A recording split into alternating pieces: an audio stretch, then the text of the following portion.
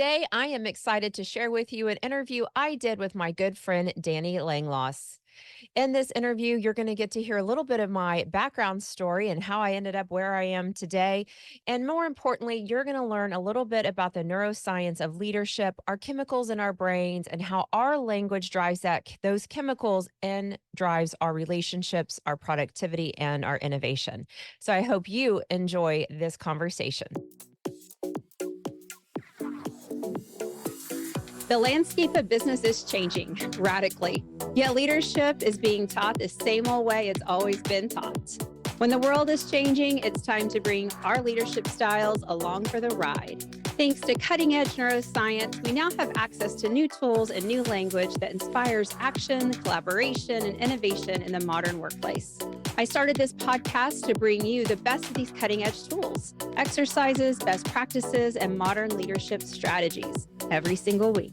Whether you're a company leader, a corporate visionary, or an entrepreneur, this show gives you new insights into the neuroscience and language of leadership, as well as practical steps and tips you can take back to the office, so you can lead your team in a powerful way, keeping your people happy and engaged while achieving your biggest goals. Because no one has ever changed the world by doing things the way they've always been done. I'm your host, Jen Thornton. I'm a talent strategist, an executive coach, speaker, and the founder of 304 Coaching. Now let's fix leadership. Hello, leaders, and welcome to Leadership Excellence. My name is Danny Langloss, and today we're joined by my good friend, Jennifer Thornton, and we're going to talk about the neuroscience behind leadership. So excited about this topic. Jennifer joined us earlier in the season and talked about the 7 deadly sins of leadership. So many incredible takeaways, so much positive feedback. If you haven't listened to it already, go back and listen to it right after this one. And as we prep for that one, she was talking, she's an expert in the neuroscience of leadership. She understands it so well, so deep. And I'm like, I want to learn more from you. Can we do this episode? She said, yeah. And so here we are now recording it. So I couldn't be more excited about that. And her 20 plus year career as an HR professional, Jennifer's led teams internationally across Greater China, the UK, Mexico, the United States. One of the specializations she has that I'm just so fond of is her ability to create high performing teams. And I'm a big guy on fundamentals. And so really understanding the fundamentals of leadership, they're so important, like the fundamentals of sports are so important. And so once we understand these things all the way down, it just makes us much more effective.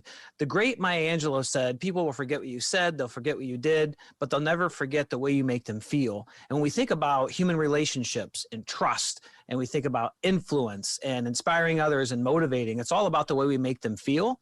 And when you understand the neuroscience, you're able to take that deep dive. So Jennifer Thornton, thank you so much for coming back, and welcome back to the Leadership Excellence Podcast. Thanks for having me. And we were talking just before we started recording that we could just sit around and talk all day long, and people can listen.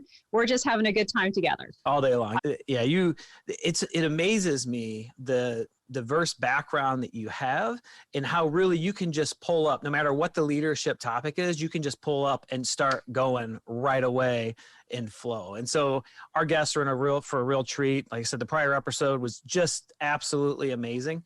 Do you want to share a little bit about your background and how you've gotten to where you are today, Jennifer? Yes, my background, I grew up really enjoying work. I actually enjoy getting up and working. I love the thought of working and having a result and the productivity of that. And when I was young, I always wanted to grow up and work in the mall, and that's what I did.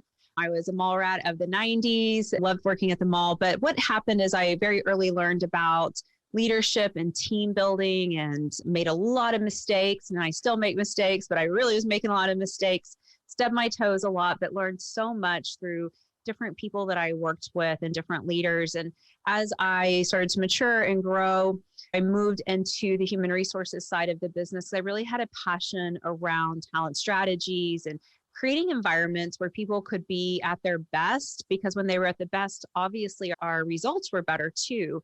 And understanding that those two things go hand in hand. And I did that domestically. I got the opportunity just out of the blue one day to ask if I would move to Hong Kong.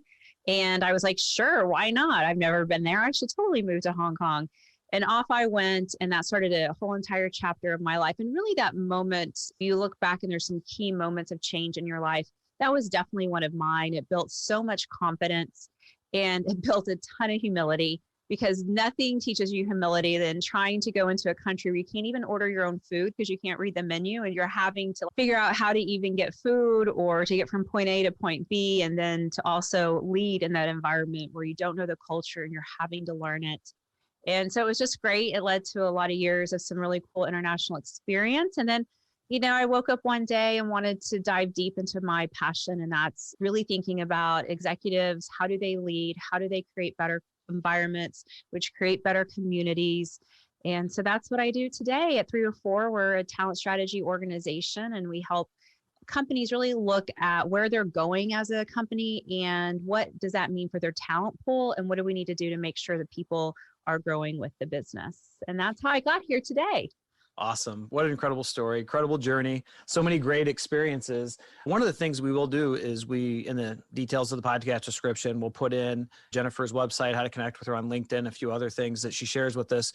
But I was so blown away by Jennifer. She did a training here recently, and several of our team members from the city joined that training. I wanted to join the training, but I was in and out of physical therapy, and so I wasn't able to do that as I'm getting my ACL back to where it needs to be. But the feedback from the training, from your ability to present, the information, the way you convey it, the way you use stories was overwhelmingly positive, and I appreciate you doing that for our team and encourage people to really check you out. And after listening to the podcast, they'll absolutely know why. So let's transition and talk about the neuroscience of leadership. So thank you for that.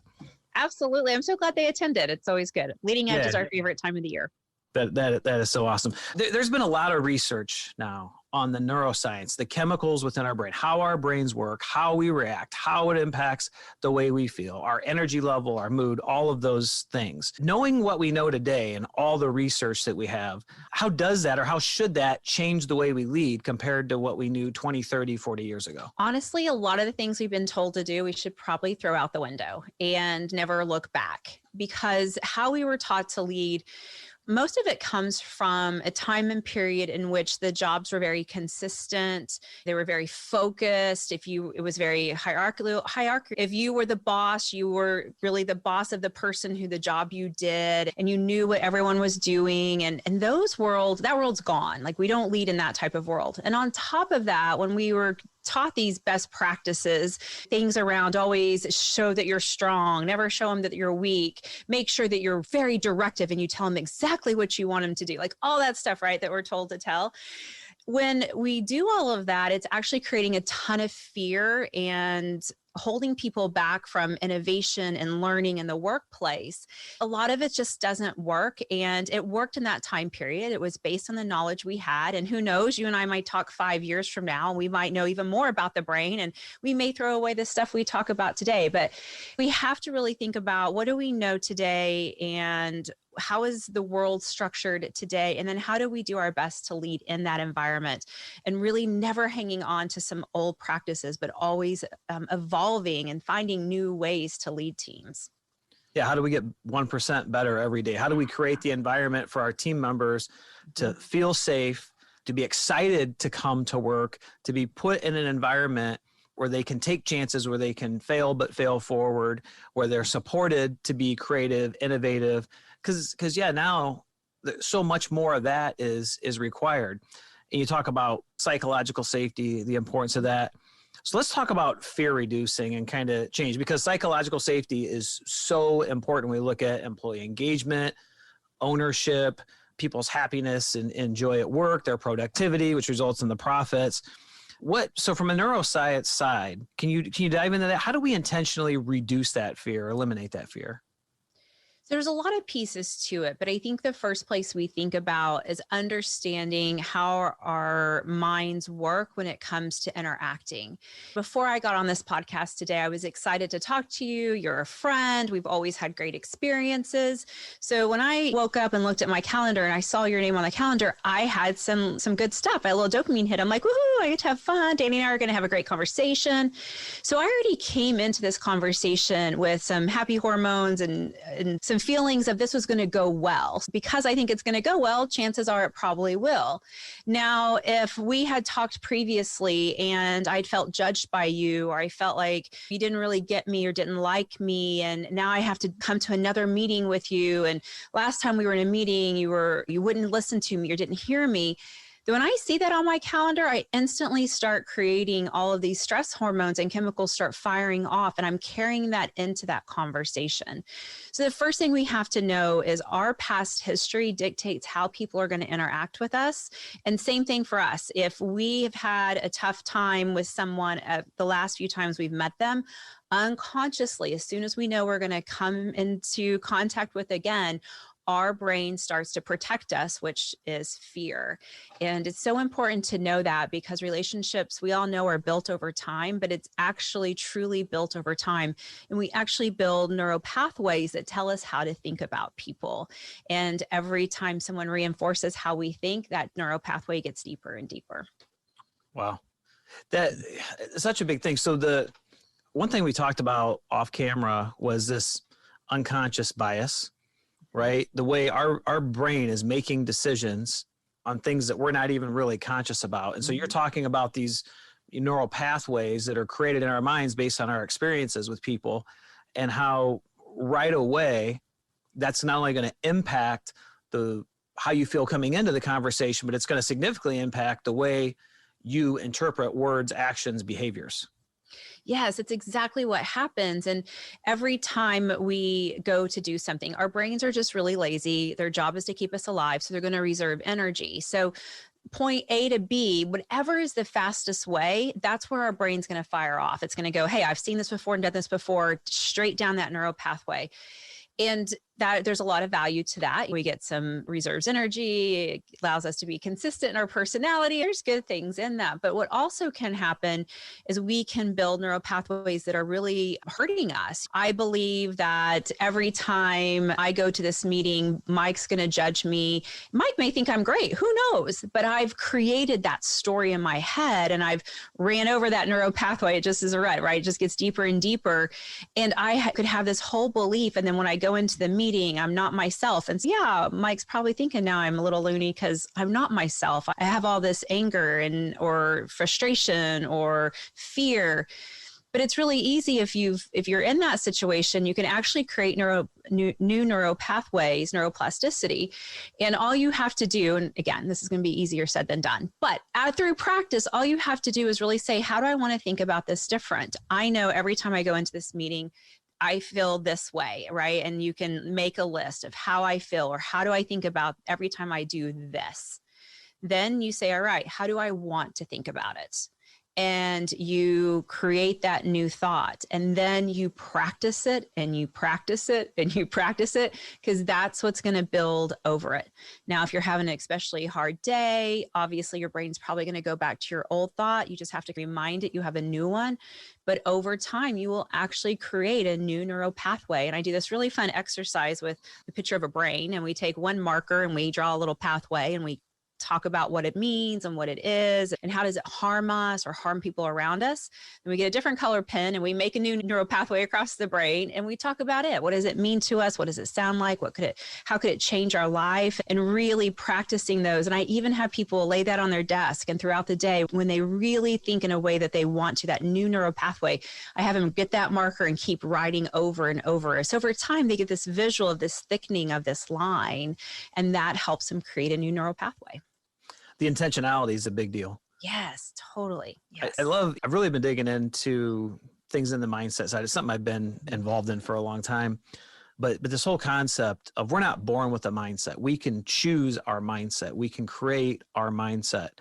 And mindset's the foundation of our success. That's what I believe, at least. Yep. And so understanding how our brain works, the fact that, okay, I've got this pathway, I'm having this interaction, this is the energy level, let's say I'm showing up, does it serve me? Okay, it doesn't serve me. Okay, how am I showing up? Saying it out loud, how do I want to show up? And then intentionally showing up in that way is so important. Does it make sense to break down some of these chemicals and talk about them and what they are, and then what insight that gives to us as leaders through our communication?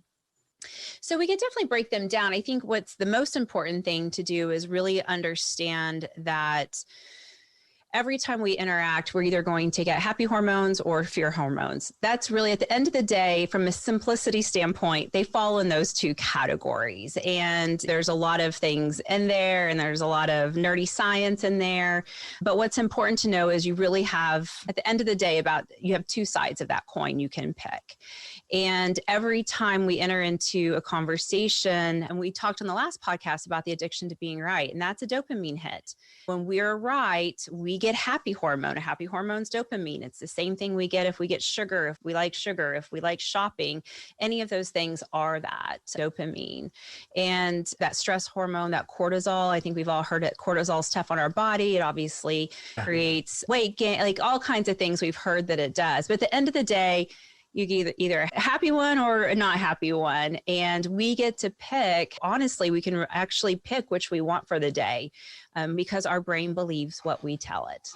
And so if we tell it today's going to be a tough day, I've got this on my plate and I don't know how I'm going to handle it, then chances are you won't be able to figure it out because your fear has risen and your prefrontal cortex goes down. They're not an exact scale. I always visualize them as a scale.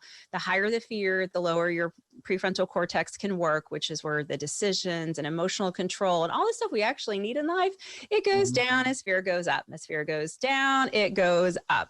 And so we have to remember that we've got to keep those fear hormone or the fear hormones and stress and all that cortisol out of our life. One, it's physically hard on us, but it's mentally hard on us too. So as a leader, so if I'm leading a team, what are some strategies that I can use? And you can pick either side of the coin to try to release that happy hormones, right? Versus the fear hormones. When you think about leading, obviously work has a lot of fear just because we're exchanging a currency, work for money. And if you don't like my work, you may not exchange it for money, right? I might lose my job. I might get in trouble. And you have to remember that your brain's not good at telling the difference of fear. Fear's just fear, snake on the leg, or yelling, my boss is yelling at me. Your brain's putting off the same stuff. It's still in fear. So when you think about the work environment, you think about a modern work environment. One of the things I love to talk about is leaders who make learning and education and discovery cool. So if I work for a bunch of executives and they seem to know everything, they're never wrong, they think they're always right, they've been there, done that, they don't want to hear it, and they don't really want to listen, then in my brain, one, I don't feel like I have a voice, but two, I feel like, wow, if I'm not perfect like them, then obviously I'm not any good. But if you have an executive team that openly talks about, hey, I work with a coach and I'm growing every day, or I'm presented with this problem and I think I know where I want to go, but I'm not sure. I'd love to play it out. Let me hear from you. You're the closest to the customer. Tell me what you're thinking. That conversation, one, is giving you better information as an executive. But then it's teaching your team that it's okay not to have the answers. It's okay to be an evolving human. And that starts to open up this environment where stress goes down because we're not in fear of getting in trouble all the time. We're actually celebrating discovery and learning and innovation. And if my idea doesn't work, that's okay because I had an idea.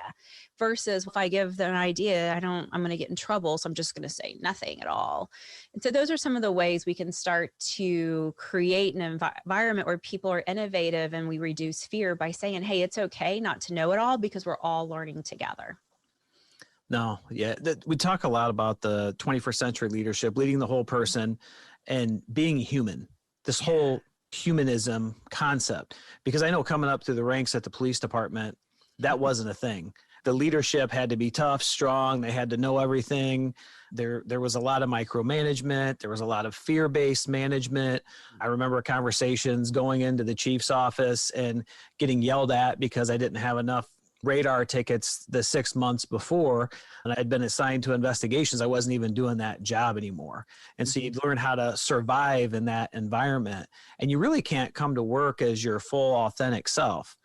versus when you have leaders, as you've talked about, that show they're human, that realize they don't have to have all the answers, that care about what you have to say, that take the time to get to know you individually, both at work and your qualities and your goals, but at home, your likes, your dislikes, your family situation. And we shouldn't dig to where people aren't comfortable, but most people want to connect on that level. And when we do, that neuro pathway you're talking about, when that person is coming to see you and speak with you, is a positive one. It's a safe one.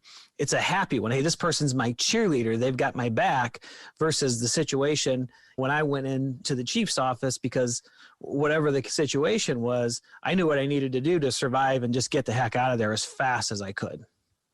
And you think about high stake jobs, there's like policing, military, people are making a lot of very difficult decisions in a split second of a split second.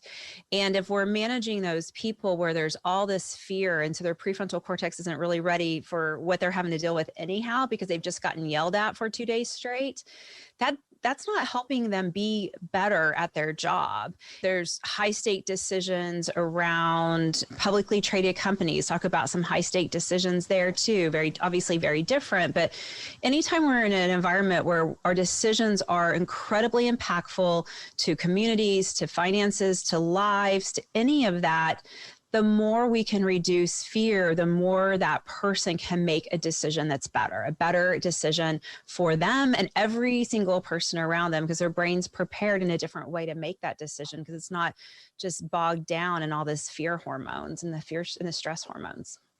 No, absolutely. When we talk about motivation, when we motivate people, when we inspire people, we break that down to fundamentally. What advice or suggestions or tips do you have when we think about the neuroscience of the brain to be more effective in those areas?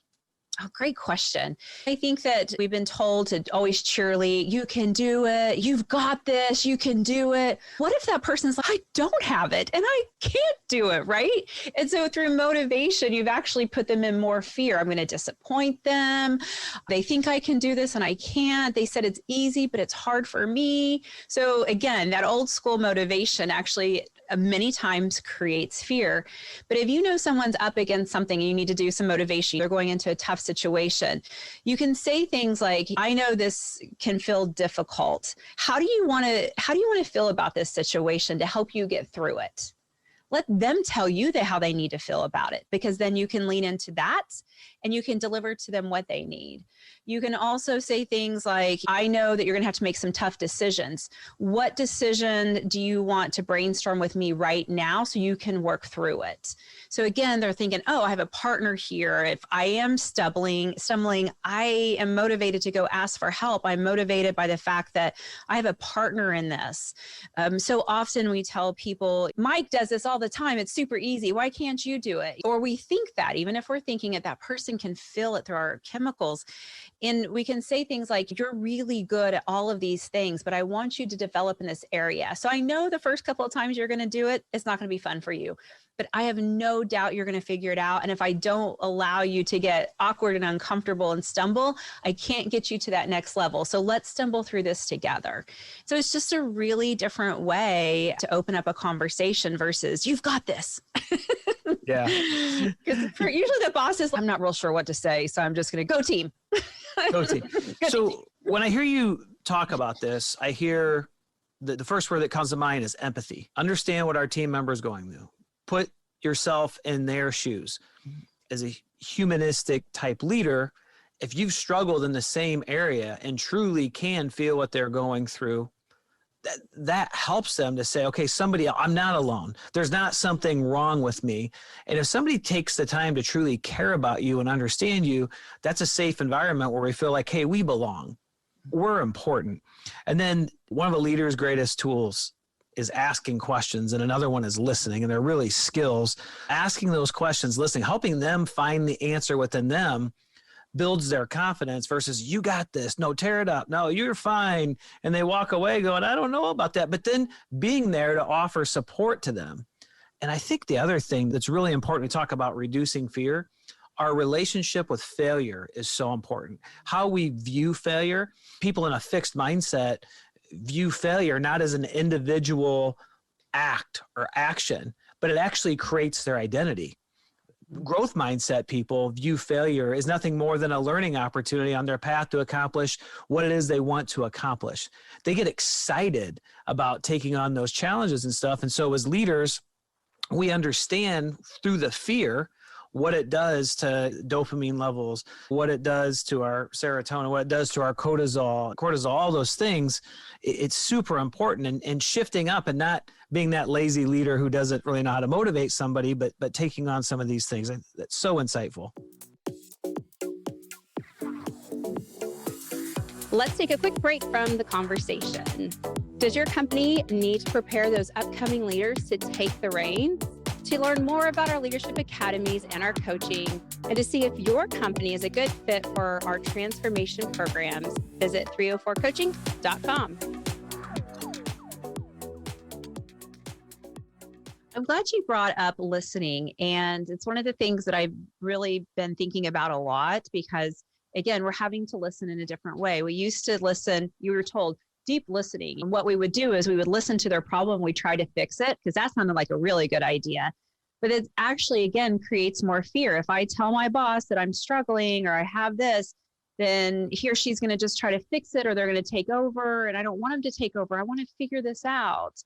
And so I'm really looking at ways, I call it conversation agility, is hearing people, not hearing to fix their problems or hearing to motivate them or any of that, but hearing their limiting beliefs and how do you redirect the conversation so they can discover what they need. So for example, if I come up and you've given me a task and I'm like, I am not the best person for this. Jamie over there, she's really good at this. Why didn't you let Jamie do this? I'm in fear because I know some of my team can do it well. But as my leader, you may need me to start to learn things. We might be cross-functioning.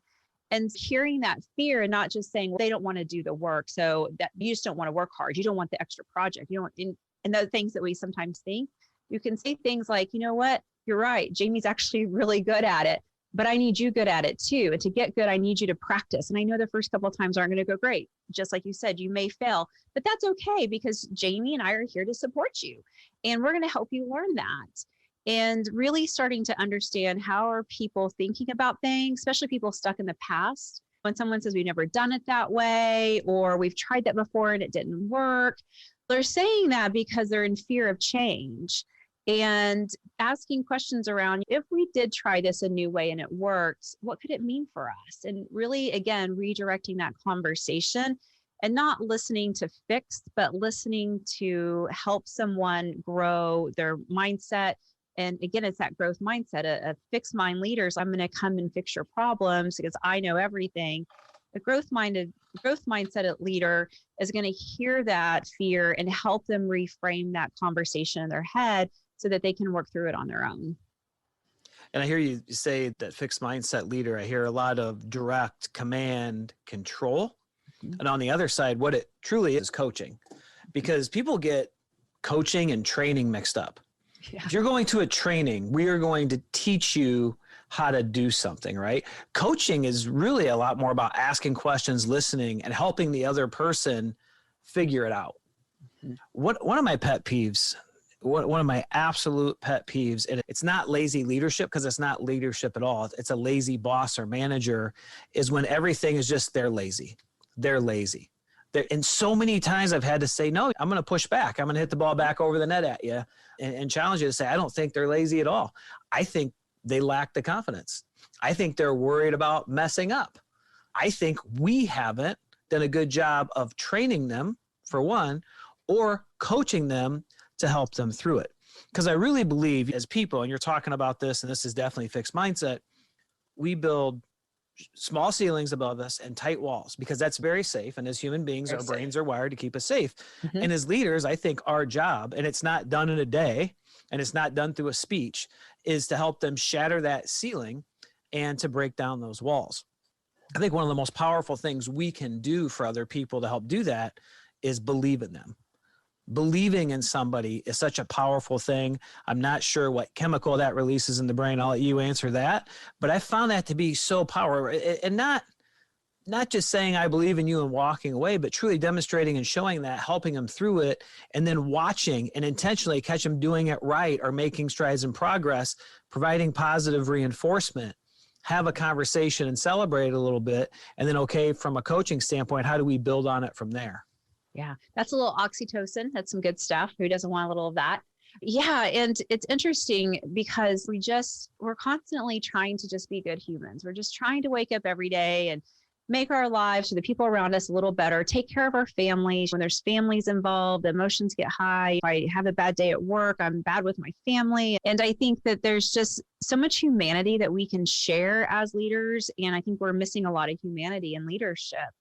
And I think we learned a lot about that in 2020. I think some people who never struggled, maybe struggled for the first time. And I think we learned a lot about growth mindset and fixed mindset. It was interesting because I have such a variety of clients. I work in all different industries, small, big, all different types. And as leaders were coming to me, it was interesting to hear their fears. I'm worried about everyone had fear, who didn't with their business, but really then starting to watch people lead through it and watch the ones who were like, we're just going to try it and see if it works, or we're going to do this and it'll be just fine. And they were so rigid towards it, it actually broke down. It was just interesting, but you're absolutely right. I think as leaders, we have to have a little bit more humanity, and we have to recognize that we're all just doing our best every day. And like you said, I love that you talked about that person saying everyone's lazy. I get people saying, well, none of my people do this, none of my people do that. And always my first question is, what about your language, your leadership, the way you lead made that come true for them? Whenever there's a problem, we first got to ask, what part of the problem am I? That's right. Until we eliminate ourselves from the problem. I want to take a little deeper dive in oxytocin. I told Jennifer, this is one of the areas that I was so looking forward to this episode because I have so much to learn when it comes to the chemicals and how they work. And I'd taken some notes some time ago. And so the oxytocin, because you talked about it being the bonding hormone. And what I found, and just correct whatever I'm wrong with, but build on it if I've got it right, is this bonding hormone isn't just a positive in the sense that you are bonding with somebody. It actually reduces and fights against stress, fear, anxiety. So as we're connecting with and bonding with people in this way, it's reducing those negative emotions. It absolutely is. And we're learning about them every day. And every day we're learning that there's even more chemicals that we don't have names to yet and different things like that. But the bonding piece of oxytocin is so important because you think about in the work environment and you've got a big project and everyone's got to pitch in and everyone's involved in it. If you don't have a sense of bond, then it breaks apart really fast. But when you've really done the work to create trust, which creates that oxytocin release, then you have that ability to come together. And we've all seen teams that came together and the impossible happened. And it wasn't because they just met that day, or maybe they did, but they trusted really fast. It was because there was a sense of we're in it together and we fail together and we grow together and we win together. And the more of that bonding sense a team has, the more they accomplish and the more they help each other. It's really interesting around helpfulness in the workplace.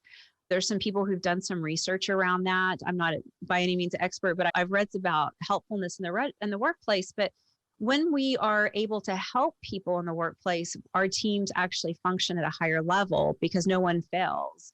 And we have an environment where everyone's out to win it just for them. We actually sabotage the entire team because we're not willing to help, because if we help someone, they may be equal to us, they may get ahead of us, but that helping sense of a team is incredibly important to the success. Yeah, 100%. And when I hear you talk about the idea that we're helping, we're all in it together, versus that person who's in it for themselves and trying to look good, and the way that destroys things. One of the things we try to do intentionally is to reduce competition, right? There's going to be some competition by nature, but a big focus, it's something I teach my kids. It's something I talk about a lot within our workplace on the podcast. It's this idea of only compete against yourself and always compete against yourself. One of the things that we used to do at the police department years ago, evaluation-wise, that we changed was when evaluations come out, we would show the ranking 1 through whatever with the names of the officers. And that was pretty negative. And so one of the first things I did when I became the police chief was we posted the scores only. And if it weren't for the fact that these evaluations are a third of their promotional score, we wouldn't have posted the scores at all. But because it's a third of their promotional score for the next level, like sergeant, people do need to know where they're at. And they can see without being embarrassed and anybody knowing where they're at. Okay, now they can go ask, hey, what is it that I can do to get here or to get there? But every way we could eliminate competition, we had a big issue with backstabbing and jealousy and envy when I took over as police chief.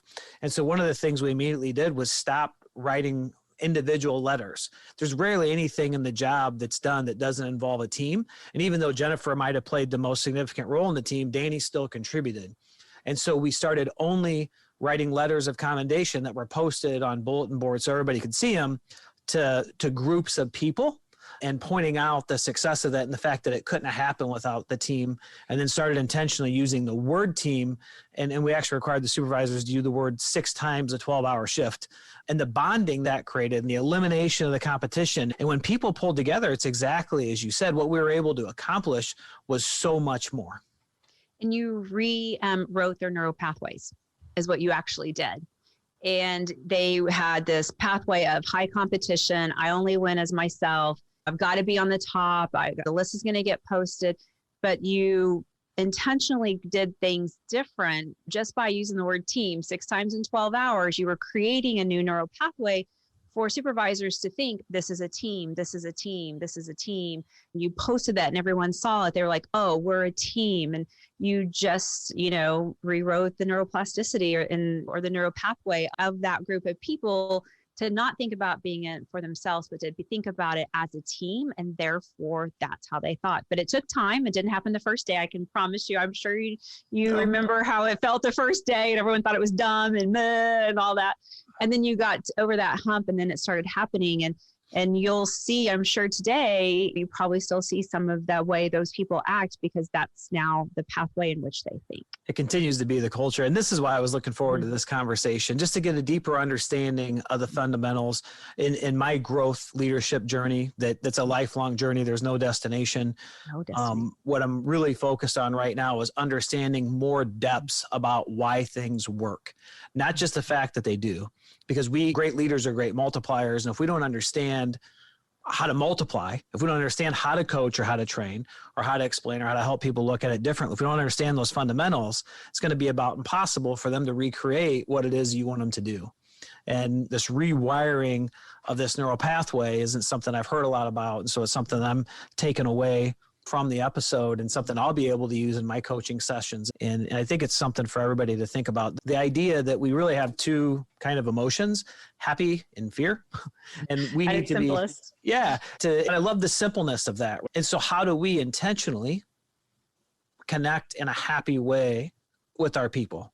And that's not weak on leadership. That's smart on leadership. So let me ask this question. Okay. Let me ask this. So inevitably, there are problems that happen in the workplace. Somebody's late, somebody's not being a good team member, somebody isn't working hard enough, right? We've eliminated ourselves from the problem. Somebody's violated a policy. Things just aren't going well. Understanding the way our brains work. What's the best way to come across that kind of situation so we get the change we want, but we don't have irreversible or near irreversible damage walking forward? I'm so glad you asked that. It's funny. It's something I've been talking to a couple of clients about recently. And again, it's how are we told to do it and how should we do it? So we were told to do it for years, and I'll watch my language since we're on a podcast, a poop sandwich, right? You say something nice, you tell them what they need to hear, then you say something nice. That's a definition of passive aggressive. I'm going to be not nice to you, nice and not nice, and then we'll go back and forth. That does not work. It confuses the world. It confuses what we're here for. And so when there is a performance issue that we have to address, because that is going to happen, it is the facts of life, then we need to be really honest and tell the truth in a way in which humanizes someone. So for example, if someone is required, they're part of the accounting team and the books have got to be closed out in 5 days at the end of the month, and this person can't get there. Then we tell them at the very beginning when we set them down, what I want to talk about today is the the objective of closing the books out in 5 days. As you're aware, you've missed that the last 3 months. And today I want to talk about that. And I want to figure out why and how we can change it.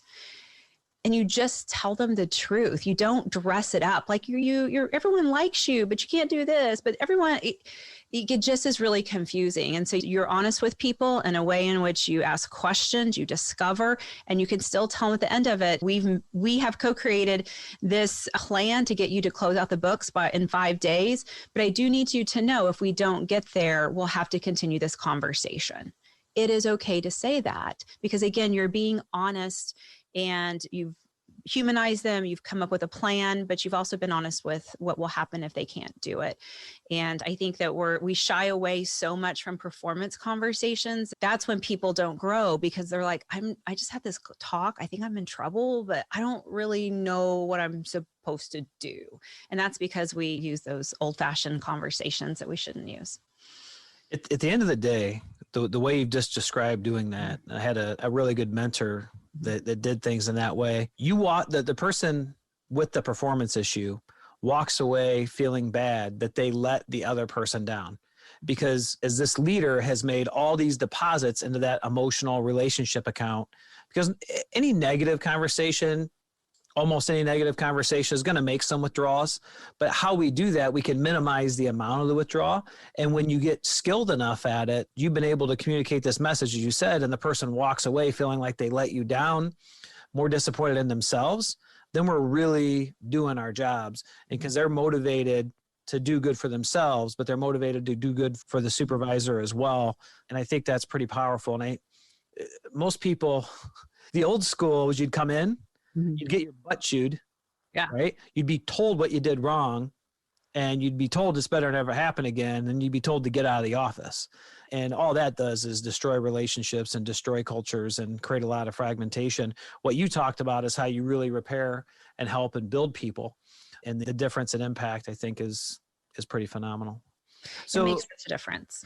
Jennifer, because this is an area I'm not as familiar with as we talked about at the beginning of the show, is there anything I haven't asked about? I'm surprised you didn't ask about this. We should cover this real quick before we ask about your call to action. I think what you should ask, here's a good question, is if you are the leader and you're in absolute fear and you don't know what to do, what do you do? We talked a lot about reducing fear in our team, but we're leaders making big decisions. We have fear too, and we have to address our own fear. And the more that we address our own fear, the easier it is for us to manage fear in others. Because again, the more fear we have as leaders, the less we can make logical decisions, the less emotional and empathy we can feel because we're so wrapped up in our own fear. And so as leaders, our place to start is reducing our fear so we can reduce the team's fear. And you can do that in a myriad of ways. And a lot of it is, one of the techniques I teach a ton is what else could be true. And so when something goes wrong or something's happened and you're making all these assumptions, not saying it couldn't be true, but what else could be true? You could come in and the team missed a deadline and you're just spewing mad and you're yelling and you're upset because you know your boss is going to be mad. But what else could be true is maybe the internet went down, they couldn't do it. What else could be true is maybe they found a problem upstream. And if they fix that, they're actually fixing more problems down the road. But you were so wrapped up, you couldn't see it. And so always asking what else could be true. And also when you think about you're busy and you haven't talked to your boss in 2 weeks and you're like, I haven't talked to them, they must be mad at me. And right, we create this story. We've created fear. Now people are in our office and we're in fear, so we can't be empathetic to them. You can also stop and say, you know what? They've been really busy. They've had a ton going on. I'm going to give them some grace and I'm going to connect with them. And so really as leaders, we have to manage our fear first, and then we can manage the fear in our team. Love that. Love that. And as we do that, and we ask that question, what else could it be? One thing I really challenge people with, and I was just having this conversation with my wife the other day about something that was going on. We are so wired to go to the worst case scenario that when we're feeling that way, rarely are we right. We create this world that does not exist. And we've got to be really careful and asking, what else could it be? What are the alternative scenarios? The other thing that I think is important when we're facing tough situations is, do you have a mentor? If you don't, go, I don't care if you're the CEO of a Fortune 100 company, if you're a city manager, police chief, whatever it is, do you have a mentor? Do you have a couple mentors? Because I like to have, I've got 5, but I like to have more than one across different places. And then depending on what that build is, this executive coaching space is a big deal. I've started to look at executive coaching with some of our team members, and it's nothing in the public sector I really ever thought about, but the discoveries that are happening there. And so we've got to have somebody that we can turn to as well, because if we're in fear, that's going to come across, and that's generally going to create fear in the people we're trying to lead. And that's the last thing that we want to do. Absolutely. And no executive should be out in the wild without a coach. I truly do believe that. It's so amazing. I wake up every day and I'm like, how did I get so lucky to have this great job where, and before we got on camera, I was talking about coaching sessions I've had this week and stories about people that showed up and they were mad at this person and this relationship was breaking down, and we talked it through and they reduced their fear, and all of a sudden they're like, oh, that's what probably happened. But they got to a place where they could see it in a different way. And then they could plan of how to go back and get back in balance with that person. And it's really amazing to watch humans who take that time to take care of their mental health, to take care of their fear, and really just, again, like you said, be 1% better every day. And the people that are living their life that way, they're just great. They're just so lucky. And everyone can do that. It takes work. It's just like exercising or anything else we do. It takes work, but once you get used to doing that work, you build that neural pathway. And so every day you get up, it gets easier and easier to live your life in a way of knowing that you are in control and that you can create your own path. You can create your own path. We choose. It's the greatest thing about our lives, and especially in this democratic country we live in, where we are truly free. We get to choose. We choose our mindset. We choose our life, and there's consequences to what our choices are. If we choose differently, that's fine. But at the end of the day, we get to choose. One of the things I heard you say in there, and from executive coach side or mentors, create a new sense of awareness, emotional intelligence, because oftentimes we don't see we're in our own way, and we are in our own way. The only thing that's really stopping us is us, and we think it's everybody else or everything else, but it's us. It's how do we get out of our own way, and how do we react? What a great question you just asked yourself. That's awesome. Yeah. That's awesome. Do you have a quick call to action for our listeners today? We have a couple of great freebies you can download from our website. One of them is how to create innovation and have crazy idea meetings. And you can go to 304coaching.com and find that. And you can also find another great resource around the addiction to being right and the damage that does to relationships in the workplace. And then how do you start to step away from that addiction, and how do you open up, again, innovation and trust in the work environment? So we have lots of free tools for you in the resource section at 304coaching.com. 304coaching.com. That'll be linked in the podcast description and details. This addiction to being right, which is really the foundation and the 7 deadly sins of leadership, the podcast we did and was released in early January. What an incredible episode. So many takeaways there. Jennifer Thornton, thank you so much for coming back. Thank you for joining us. You always are a wealth of information and knowledge. We really appreciate it. I always have a great time, and who knows, maybe we can do it again soon. Absolutely. I'm going to hold you to that, right? Okay, let's do it. We can do a quarterly. Yeah, we'll do a quarterly podcast or something. Who knows? A quarterly podcast. So talking about the neuroscience of leadership, knowing today, the difference between what we know today and what they knew 30, 40 years ago, in so many areas we were getting it wrong. We know now that leadership isn't about power and control. It's about service and empowerment. Jennifer broke it down simplistically, which I really love, that there's 2 basic emotions that we feel: happy and fear. When we're in fear, our prefrontal cortex shuts down. We don't make very good decisions, and it shuts down creativity, innovation. It destroys psychological safety, destroys productivity, destroys teams. And so we really got to be focused on different ways to create a safe environment, to create an environment where we connect and bond. We're releasing those positive chemicals in the brain, the oxytocin, the dopamine, the serotonin, and really reducing those levels of cortisol. It just makes it, and now we know enough to really go at it, to really figure it out. One of the things at the end of this podcast, I think is a huge takeaway. If you're a leader in fear, what should you do?